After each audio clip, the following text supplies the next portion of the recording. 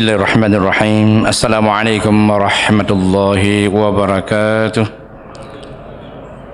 Alhamdulillahilladzi arsala rasulahu bil huda wa dinil haqq liyudhhirahu 'ala ad-dini kullihi walau karihal musyrikun. Asyhadu an la ilaha illallah wahdahu la syarika lah wa asyhadu anna Muhammadan 'abduhu wa rasuluh. Allahumma shalli wa sallim wa barik 'ala sayyidina Muhammad wa 'ala alihi wa sahbihi ajma'in. Qala Allah Ta'ala fil Qur'anil Karim. A'udzu billahi minasy syaithanir rajim. Bismillahirrahmanirrahim.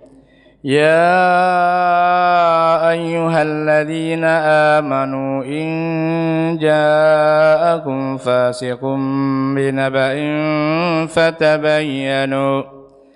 فتبينوا أن تصيبوا قوما بجهالة فتصبحوا على ما فعلتم نادمين. وقال رسول الله صلى الله عليه وسلم فمن كان يؤمن بالله واليوم الآخر فليصل رحمه ومن كان يؤمن بالله واليوم الآخر فليكرم ضيفه ومن كان يؤمن بالله واليوم الآخر فليقل خيرا أو ليصمت. Sadaqallahul azim wa sadaqa rasulul karim. Hadirin dan hadirat sidang jemaah asar yang dirahmati Allah Subhanahu wa taala. Patut kita bersyukur kepada Allah Subhanahu wa taala dengan syukur yang setinggi-tingginya karena Allah Subhanahu wa taala sangat sayang kepada kita selaku hamba-Nya. Diberikan kita kehidupan sekaligus dengan berbagai macam kenikmatan dalam kehidupan ini. Nikmat makan, minum, udara, nikmat kesehatan, nikmat kekuatan. Masih banyak lagi nikmat-nikmat Allah Subhanahu wa taala yang tidak mampu kita hitung satu persatu. Masih untung Allah tidak minta untuk dibayar. Allah hanya minta kepada kita supaya mensyukuri nikmat-Nya. Washkuruli wala takfurun. Bersyukurlah kepadaku, jangan kufur. Syukur ditambah nikmat, kalau kufur azab Allah Subhanahu wa taala menunggu kita. Bahkan sebelum mati Allah berikan pelajaran kepada kita dengan azabnya. Semoga kita taubat kembali ke jalan kebenaran dengan azab tersebut. Salawat dan salam kepada junjungan kita Nabi besar Muhammad sallallahu alaihi wasallam yang telah membina kita selaku umatnya, sehingga kita menjadi insan yang beriman, yang bertakwa, yang berilmu pengetahuan serta berakhlak yang mulia. Sidang jemaah asar yang dirahmati Allah Subhanahu wa taala. Kita manusia adalah makhluk sosial. Butuh interaksi satu sama lain. Kita tak bisa hidup sendiri-sendiri. Tapi butuh kawan. Teman yang paling setia bersama kita adalah pasangan suami istri. Di mana kita jaga keharmonisan supaya membawa nikmat dalam kehidupan, sakinah, mawaddah, warahmah. Demikian juga kita tidak cukup dengan anggota keluarga kita, cukup butuh kepada kawan hidup kita di luar, yaitu teman-teman sejawat. Butuh jiran tetangga, butuh hadirin mulia saudara kita yang lain, bahkan perlu silaturahim seluruh dunia. Dan Allah Subhanahu wa taala lebih-lebih sesama muslim, sesama orang beriman yang Allah Subhanahu wa taala sebutkan dalam Al-Qur'an, innamal mu'minuna ikhwah fa aslihu baina akhawaykum wattaqullaha la'allakum turhamun.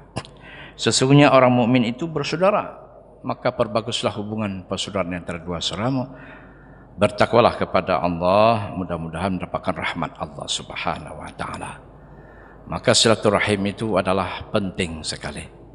Untuk menyambung silaturahim, maka kita harus ada orang yang datang, ada orang yang menunggu, menyambut, dan pada saat interaksi harus kita jaga cakap kita.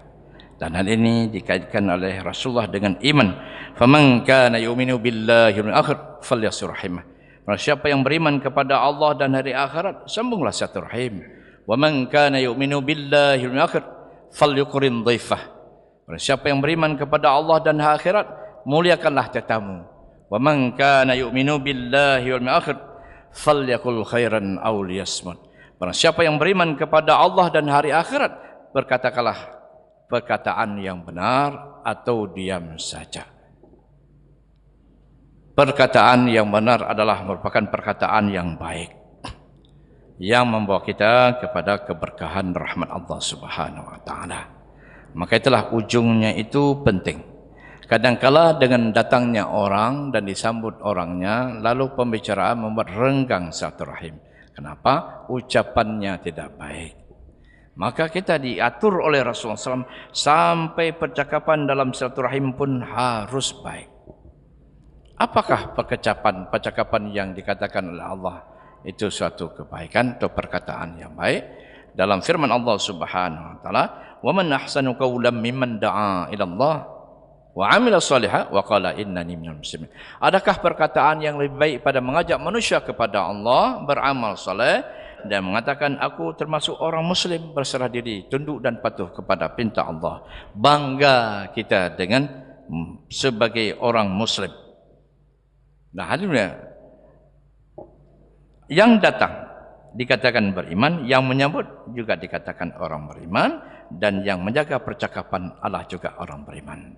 Nah, karena itulah hadirin subhanahu wa taala, kita telah diatur dalam ajaran agama Allah Subhanahu wa taala dalam sambung silaturahim. Penting sekali kita jaga keimanan, karena imanlah kita mau datang, dan karena imanlah kita menyambut tetamu, dan karena imanlah kita jaga percakapan. Pernah datang seseorang ke rumah satu orang, lalu dia bermuka masam. Maka bermuka masam, tetamu pun tak jadi masuk. Tak enak perasaan, berangkat. Apakah ini untung atau rugi? Rugi. Sebab Rasulullah SAW berpesan, sebaik-baik rumah adalah yang paling banyak tetamunya.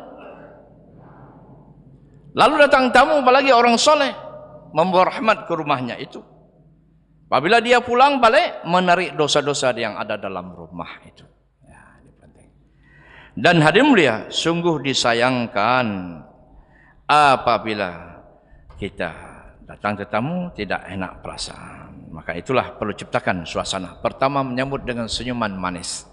Menyebabkan tetamu tak sungkan masuk apabila disilakan masuk ke rumah.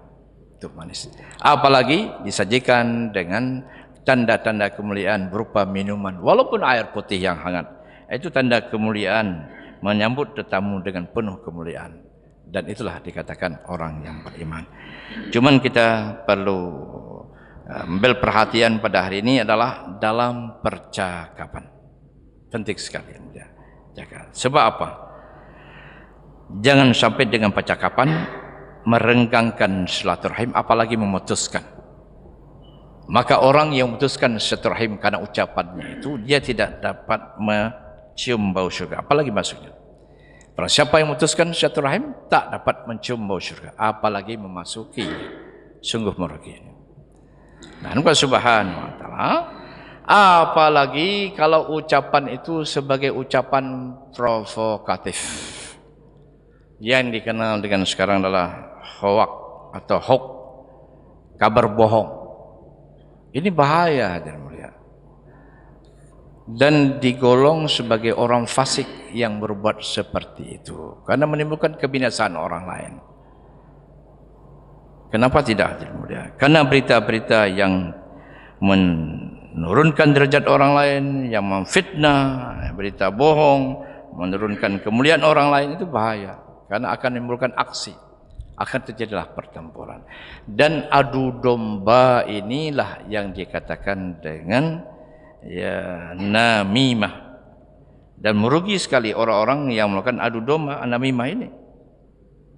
Kenapa? Ibadahnya tidak diterima Allah SWT. Lebih-lebih di bulan Ramadan, ibadah puasa yang capek tak diterima Allah, tak diberikan pahala apa-apa bagi orang yang melakukan kerja namimah, adu domba. Pernah terjadi, hadirin mulia, masa Rasulullah SAW. Nah, ini adalah provokasi sekali yang telah diturunkan dalam Al-Quran oleh Allah Subhanahu wa taala. Ada pertempuran pasukan Rasulullah SAW. Lalu menang pasukan Rasulullah. Yang diserang adalah kaum Mustalik. Kaum Mustalik ini kalah perang. Lalu biasa orang kalah adalah diambil harta rampasan. Dan yang kalah ini kalau masih tetap ya tinggal di tempat wilayah orang Islam, di bawah pemerintahan Islam harus berikan upeti, semacam pajak lah. Dan Rasulullah SAW menawarkan dua alternatif, dua opsi namanya. Silakan pilih mana yang suka. Pertama adalah bayar upeti karena kalian kalah. Bayar upeti kepada Rasulullah sebagai pemerintahan yang berdaulat pada saat itu. Kalau tidak, pilih yang kedua, masuk ke dalam Islam, tapi dengan sukarela, bukan terpaksa. Rupanya mereka pulang bermusyawarah, menimbang-nimbang segala macam. Akhirnya dengan sukarela, kaum Mustalik ini menyatakan masuk Islam semuanya, tak ada kecuali. Seluruhnya masuk Islam. Maka Rasulullah SAW menerima dan membimbing mereka. Buktinya dia, Rasulullah SAW mengirimlah utusannya untuk membimbing kaum Mustalik dalam perkara Islam, terutama bab zakat. Diutuslah satu utusan yang bernama Al-Walid bin Uqbah. Dikirim sana untuk mengajarkan Islam, mengajarkan bab zakat, dan membimbing mereka supaya mereka mengeluarkan zakat dengan benar dan tepat. Hadirin mulia, apa yang terjadi? Rupanya diam-diam kaum Mustalik ini sebelum masuk Islam dan juga Al-Walid bin Uqbah ini permusuhan yang amat dahsyat pada saat sebelum masuk Islam. Dua-dua ini, sebelum Al-Walid masuk Islam, sebelum Mustalik masuk Islam, mereka berseteru terus. Dan Allah Subhanahu wa Ta'ala akhirnya begitu berangkatnya Al-Walid bin Uqbah, maka dilihat dari kejauhan, karena nampak padang yang bebas, tak ada tumbuhan, nampak mereka itu di pintu gerbang kampungnya berdiri ramai-ramai. Maksud mereka adalah untuk menyambut utusan Rasulullah, ingin memuliakannya, bahwa Rasulullah telah mengirimkan utusan untuk membimbing mereka, tanda sayang Rasulullah kepada umatnya. Maka mereka ramai-ramai berdiri menyambut kedatangan. Disangka oleh Al-Walid bin Uqbah, ini prasangka buruk, mereka adalah hendak membunuhnya. Inilah kesempatanmu dibunuh saya, perasaan seperti itu. Akhirnya Al-Walid bin Uqbah mengarang, pergi balik, nggak jadi berangkat ke sana, balik kepada Rasulullah, lalu membuatlah berita bohong. Apa yang diberitakan oleh Allah? Ya Rasulullah, mereka itu kaum Mustalik telah murtad semuanya, telah keluar dari Islam. Yang kedua, mereka satu pun tidak mau bayar pajak, tidak mau bayar zakat. Jadi keluar dari Islam, jadi murtad, dan tidak mau taat kepada perintah Rasulullah untuk bayar zakat. Yang ketiga adalah bahkan mereka mau bunuh saya ya Rasulullah. Tiga berita bohong. Akhirnya bangkitnya Rasulullah dengan reaksi yang marah sekali. Bangkit, wahai sahabat-sahabatku, buat persiapan untuk perang mereka. Coba bayangkan, gara-gara berita itu Rasulullah bereaksi keras dan mau balik nyerang mereka. Tadi sudah kalah, tapi sudah berontak balik, akhirnya mau diserang. Pasukan cepat sekali, seluruh sahabat marah sekali mendengar berita ini. Bukan hanya Rasulullah, sahabat lebih marah lagi. Akhirnya dalam waktu singkat pasukan sudah terbentuk. Rupanya ada yang bawa lari berita ini ke sana, kepada kaum Mustalik. Lalu ketua regunya, ketua sukunya, kumpulkan semua orang-orang kaum Mustalik. Adakah di antara kalian semua ini yang keluar murtad dari Islam? Tunjuk tangan. Tak ada satupun. Kami tidak ada yang keluar Islam, semua masih kuat Islam. Adakah di antara kalian yang tidak mau membayar zakat? Maka semua mengatakan, kami semua mesti dia bayar zakat. Tidak ada yang bantah. Dan adakah di antara kalian yang ingin membunuh Al-Walid bin Uqbah? Tidak ada. Semua mengaku tidak ada satu pun yang ingin membunuh Al-Walid bin Uqbah. Lantas cepat-cepat utusan kaum Mustalik itu dikirim kepada Rasulullah SAW. Pada sudah siap mau berangkat. Datang mereka dengan tokoh-tokoh. Ya Rasulullah, ini ada berita yang tidak baik yang telah sampai kepada kami, lalu kami periksa bahwa yang sebenarnya kaum Mustalik tidak ada satupun yang murtad dan tidak ada yang tidak membayar zakat dan tidak ada satupun yang ingin membunuh Al-Walid bin Uqbah. Itu adalah semua berita bohong. Lantas Rasulullah terdiam. Turunlah wahyu yang kita bacakan tadi. Ya ayyuhalladzina amanu in ja'akum fasiqun binaba'in fatabayyanu. Wahai orang-orang yang beriman, apabila datang orang fasik kepadamu membawa berita, fatabayyanu, periksalah kebenarannya. Antusibu qauman bijahalatin fatusbihu ala ma fa'altum nadimin. Agar jangan sampai kamu mencelakakan satu kaum karena kebodohan, kecerobohan, karena tidak ada ilmu, tak ada informasi. Nanti kamu akan menyesal atas perbuatanmu itu, kata Allah SWT.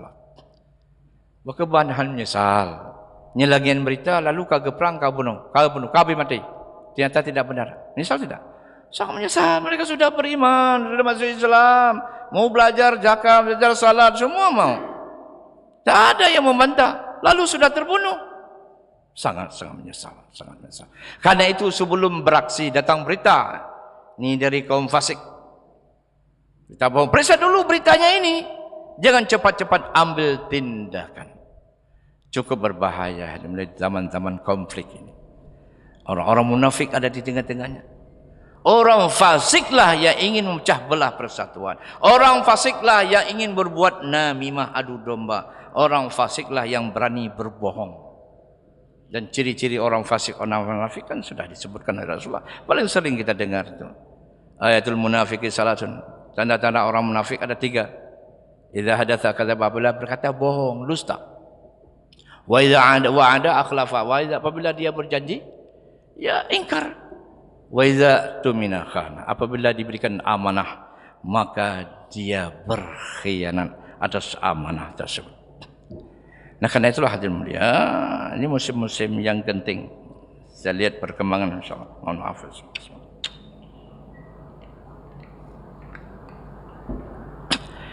Ada sekelompok orang ingin supaya dia di atas angin, maka melakukan apa saja walaupun itu dosa. Itu berita bohong, dosa. Dosa berat. Dusta. Menipu, ingkar janji segala macam. Apalagi memfitnah, lebih kejam daripada pembunuhan. Dia lakukan apa saja demi nafsunya. Karena itulah kita orang-orang yang beriman harus jaga, kontrol diri. Jangan sampai dengan memuas hawa nafsu kita korbankan orang-orang lain yang tidak berdosa. Dalam kehidupan sehari-hari bisa terjadi ini. Bahkan kakak beradik saling bunuh-membunuh, asbab ini berita yang tidak benar. Antara satu suku dengan suku yang lain bisa terjadi benturan, bahkan pembunuhan karena berita yang bohong ini. Demikian juga hadirin mulia, antara satu kampung dengan kampung yang lain bisa berantem, adu jotos, dan akibatnya fatal hadirin mulia. Karena itulah kita perlu waspada dan saling jaga. Jaga tutur kata. Jangan keluarkan selain yang mendapatkan keridhaan Allah. Perkataan yang baik adalah ajak manusia kepada Allah Subhanahu wa taala dan diri kita juga terutama. ajak diri kepada Allah SWT dan sama-sama memakmurkan bumi ini dengan orang-orang yang taat kepada Allah, sujud kepada Allah SWT, sehingga seluruh negeri dapat rahmatnya Allah, dibukakan pintu-pintu keberkahan baik dari langit maupun dari bumi. Itulah janji Allah SWT dalam Al-Quran, walau anna ahlal qura amanu wattaqau la fatahna alaihim barakatin minas samaa'i wal ard walakin kadzabu fa akhadnahum bima kanu yaksibun. Seandainya penduduk suatu wilayah, apakah dia negeri atau provinsi, kabupaten, bahkan satu desa, amanu wattaqau, beriman dan bertakwa kepada Allah, la fatahna alaihim barakatim minas samaa'i wal ard, maka pasti kami bukakan pintu-pintu keberkahan baik dari langit maupun dari bumi. Walakin kadzabu, tapi ada yang mendustakan ayat kami, fa akhadnahum bima kanu yaksibun, kami timpakan musibah azab atas perbuatan mereka sendiri. Karena itulah hadirin mulia, kita selalu doa kepada Allah, semoga Allah berikan taufik hidayah kepada kita semua untuk dapat amal dan juga sampaikan lagi kepada saudara kita yang lain. Subhanallah wa bihamdihi, subhanakallahumma bihamdika, asyhadu an la ilaha illa anta, astaghfiruka wa atubu ilaik. Wassalamualaikum warahmatullahi wabarakatuh.